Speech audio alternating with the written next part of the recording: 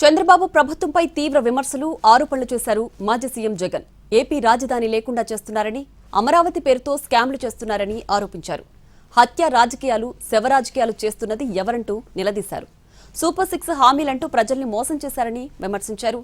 Litre పెట్రోలుకు 8 రూపాయలు తగ్గించాలని demand చేశారు. సంతానమే సంపద అని సీఎం చేసిన వ్యాఖ్యలపైన సెటైర్లిశారు.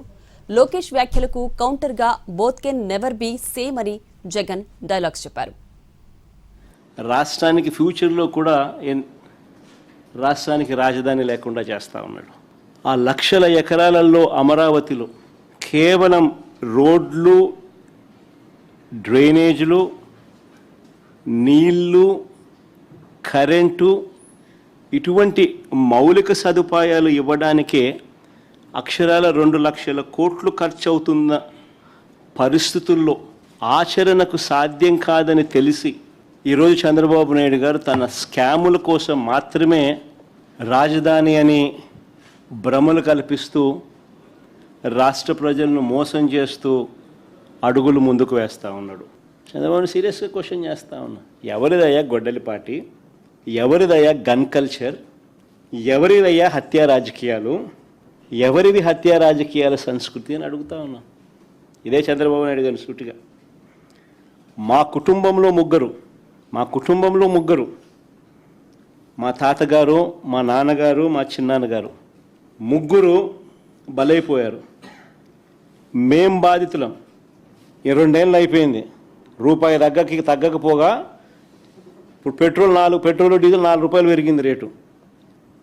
నిజంగా ప్రజలు అష్ట కష్టాలు పడతా ఉన్నారు. ఓ పక్కేమో మా ప్రభుత్వ హయాంలో ఉన్న స్కీములన్నీ రద్దయిపోయినాయి. ప్రజలకు చేతిలో గవ్వలేదు. చంద్రబాబు నాయుడు ఇస్తాడన్న సూపర్ 6లు, సూపర్ 7లు మోసాలుగా తేలిపోయినాయి. ఓ పక్క స్కీములు రద్దు, మరో పక్క ఈయన ఇస్తాననేటివన్నీ మోసాలు, మరో పక్క రైతులకు ఏ పంటకు గిట్టుబాటు ధరలు రాని పరిస్థితి. గ్రామీణ వ్యవస్థ అంతా కూడా కుప్పకూలిపోయిన పరిస్థితుల్లో 4 రూపాయలు పెట్రోలు, డీజిల్ రేట్లు పెరిగినాయి. మరి పెద్ద మనిషి చంద్రబాబు నాయుడు గారు ఏం చేయాలి? చంపలు వేసుకొని కనీసం ఇప్పుడన్నా తగ్గించాలన్నా, వాళ్ళు పెంచిన 4 రూపాయలు ప్లస్ ఈయన తగ్గిస్తానన్న అమౌంట్ కలిసి కనీసం 8 రూపాయలన్నా తగ్గించాలన్నా లేదా? లీడర్కు మేనిఫెస్టోలో పెట్టినాడు, స్పీచ్లు ఇచ్చినాడు, సంపద సృష్టిస్తాను అని చెప్పిన ఈ పెద్ద మనిషి ఇప్పుడు ఏమంటా ఉన్నాడు? సంతానమే సంపద అంటున్నాడు. అని అంటూ ఏమంటున్నాడు?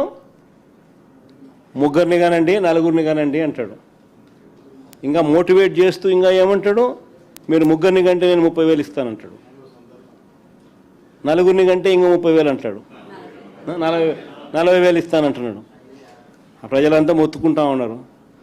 అయ్యా 30,000 కథ, 40,000 కథ దేవుడు ఎరుగు, 3వ సంతానం 4వ సంతానం కథ దేవుడు ఎరుగు.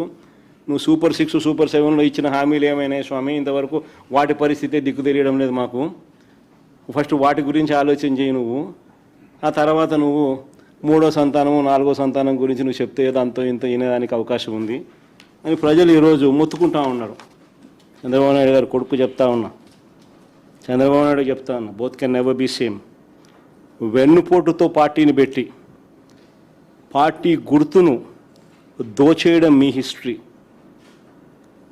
ఎదరొడ్డి నిలబడి ప్రజా మద్దతుతో గవర్నమెంట్ స్థాపించడం మా హిస్టరీ.